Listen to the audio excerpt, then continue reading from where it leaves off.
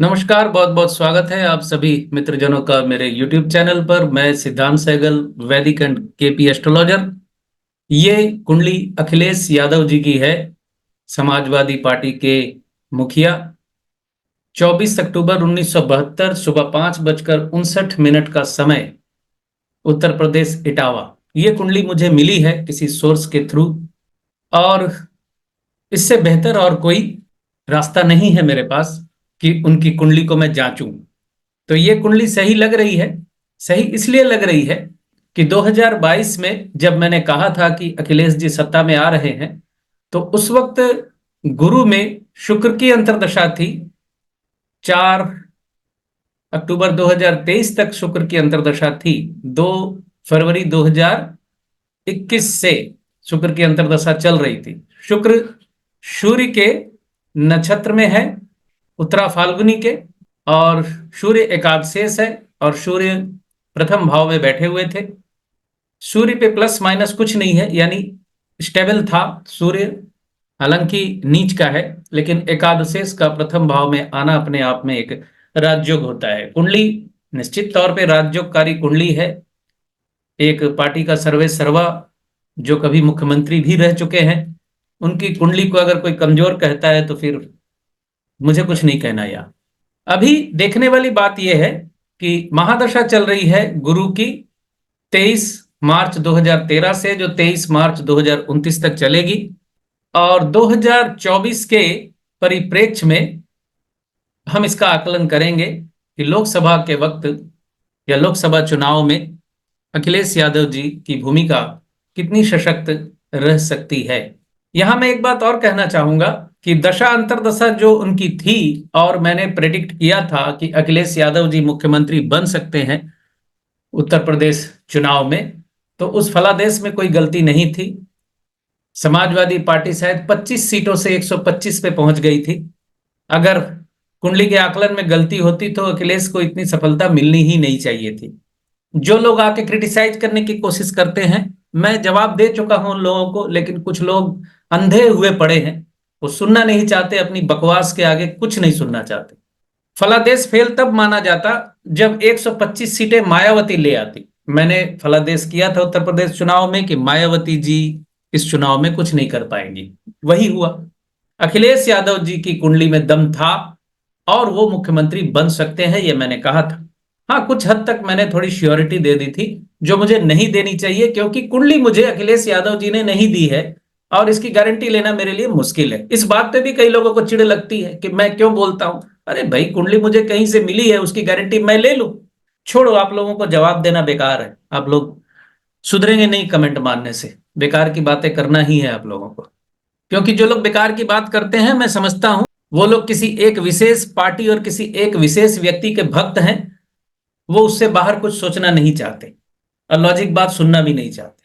अब कुछ लोग कहते हैं आप सफाई क्यों देते हैं। भाई, मैं काम करता हूं, मुझे थोड़ा सा क्लैरिफिकेशन देना पड़ता है। इसके लिए आप लोग बुरा ना माना करें कि मैं जवाब नहीं दूंगा या समझूंगा नहीं या चीज को समझाऊंगा नहीं, तो लोग समझेंगे कैसे। तो अभी वर्तमान 2024 के परिप्रेक्ष्य में इसका आकलन मैं करता हूं। इस वक्त सूर्य की अंतर्दशा उनकी चल रही है, जो 23 जुलाई 2024 तक चलेगी। उसके बाद चंद्रमा की अंतर्दशा शुरू होगी बृहस्पति में। तो सूर्य का जो कॉम्बिनेशन है आप देख रहे हैं, 1 3 11 का बना हुआ है। सूर्य जो है स्वाति नक्षत्र में है, यानी राहु के नक्षत्र में। राहु तीसरे भाव का लॉर्ड है और सूर्य एकादशेष है। सूर्य प्रथम भाव में बैठे हुए। तो सूर्य का कॉम्बिनेशन जो बन रहा है आप साफ देख रहे हैं, 1 3 11 का बना हुआ है। कोई बैड कॉम्बिनेशन नहीं है, लेकिन 11 के पास आपको माइनस दिख रहा होगा, यानी एकादश के साथ कोई बहुत मजबूत संबंध बनता आपको नहीं दिख रहा है यहां पर। तो सूर्य की जो अंतर्दशा है, लोकसभा चुनाव के दौरान अखिलेश यादव जी को कोई उल्लेखनीय सफलता तो मिलती नहीं दिख रही, लेकिन ये अंतर्दशा उन्हें असफल भी नहीं करेगी। ऐसा भी ना सोचे कि उनका राजनीतिक करियर खत्म हो जाएगा या उनको कोई सफलता नहीं मिलेगी, फलाना ठिकाना। क्योंकि सूर्य के बाद जो चंद्रमा की अंतर्दशा शुरू होने वाली है, एक 23 जुलाई 2024 को, जो चलेगी 22 नवंबर 2025 तक। चंद्रमा का जो कॉम्बिनेशन है बहुत बेहतरीन है, 1 7 10 11, यानी चंद्रमा दशमेश है, सप्तम में बैठे हुए हैं, और चंद्रमा सूर्य के नक्षत्र में है, और चंद्रमा का कॉम्बिनेशन 11 से बन रहा है, 1 से बन रहा है, 7 10 से बन रहा है, दसम भाव से भी बन रहा है। सप्तम में वो है, सप्तम में चंद्रमा है, प्लस का चिन्ह आप देख रहे होंगे चंद्रमा के पास, तो चंद्रमा मजबूत स्थिति में है। चंद्रमा की अंतर्दशा अखिलेश सिंह यादव जी को 2024 में एक अच्छी स्थिति, एक अच्छी पोजीशन दिलवाने की प्रॉमिस कर रही है। कुंडली का जो लक्षण है, कुंडली की जो स्थिति है वो यही है।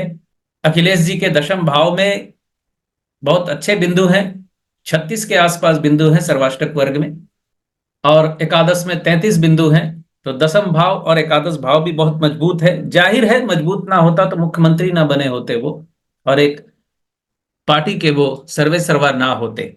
भारतवर्ष के सबसे बड़े राज्य के, भारत के सबसे बड़े राज्य के मुख्यमंत्री और समाजवादी पार्टी के सुप्रीमो सर्वे सर्वा जो भी समझे।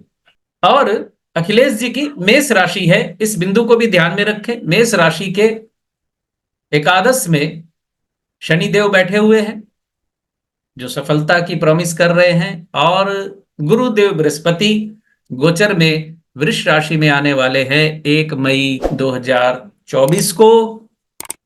तो अखिलेश यादव जी की कुंडली, और साथ ही ये भी जोड़ लें कि मेष राशि के जातकों के लिए ये अच्छा समय रहने वाला है। गडकरी जी की भी मेष राशि है। तो अखिलेश यादव जी की कुंडली का ये छोटा सा आकलन मैंने आपको 2024 के परिप्रेक्ष्य में दिया है। सफलता की आशा आप कर सकते हैं जो अखिलेश यादव जी के समर्थक हैं, और चूंकि उनकी कुंडली सफलता की प्रॉमिस कर रही है, इस वजह से मैं सफलता की प्रेडिक्शन भी दे रहा हूं। बहुत बुरा फल समाजवादी पार्टी लोकसभा चुनावों में नहीं करेगी, इस बात को आप ध्यान से समझ लीजिए। यानी आप ये समझिए कि 2017 से 2020 तक, मतलब ये समझ लीजिए कि 22 नवंबर 2017 से 27 फरवरी 2020 तक शनि की अंतर्दशा में उनको बहुत बेहतरीन फल नहीं मिला था। 2019 का चुनाव उसी के बीच हुआ था, तो वहां स्थिति शनि रेट्रोग्रेड है, और शनि मंगल के नक्षत्र में है, मंगल द्वादश भाव में बैठे हुए हैं। द्वादश का कॉम्बिनेशन और शनि का जो कॉम्बिनेशन भी है बहुत बेहतरीन कुछ नहीं था। 2 4 5 7 8 12, ना दशम से संबंध ना एकादश से संबंध। तो 2019 में अखिलेश यादव जी को कुछ खास सफलता नहीं मिली थी। मैं यहां एक बात रिपीट आपको कहना चाहता हूं कि 2019 जैसी असफलता अखिलेश यादव जी को 2024 में नहीं मिलेगी। मतलब 2024 में अखिलेश यादव जी का रिजल्ट जो है, यानी समाजवादी पार्टी का जो रिजल्ट है, वो बेहतर आने की उम्मीद आप कर सकते हैं। अब पार्टी का आकलन अलग से करना थोड़ा मुश्किल है। पार्टी कब फॉर्म हुई थी, उसका डेट क्या है, उसका समय क्या है, ये निकालना थोड़ा सरदर्द है मेरे लिए। लेकिन अखिलेश यादव जी की कुंडली की इंडिकेशन 2019 से बेहतर है 2024 के लोकसभा चुनावों में। न्यू लर्नर के लिए, ज्योतिष सीखने समझने वालों के लिए ये कुंडली का आकलन काफी मदद करेगा। बहुत बहुत धन्यवाद आप सभी का जुड़े रहने के लिए। खुश रहिए, स्वस्थ रहिए।